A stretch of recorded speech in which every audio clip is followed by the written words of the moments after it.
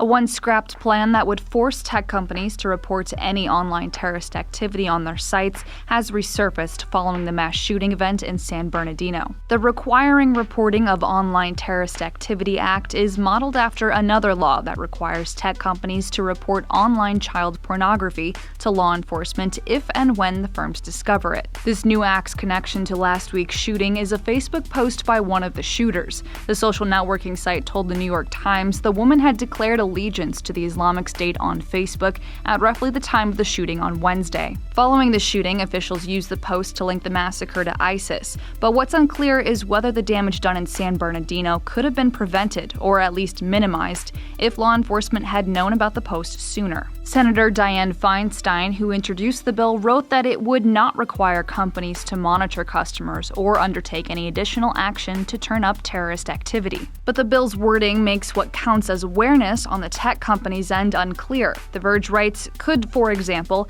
email providers be asked to passively scan the content of messages to look for certain content? Also, as the act is currently written, the language is vague and could easily be used as a means of creating a backdoor to gathering more user data from social media sites in the future. The plan's reintroduction so soon after tragic events will likely help it gain more support than in its last go-around.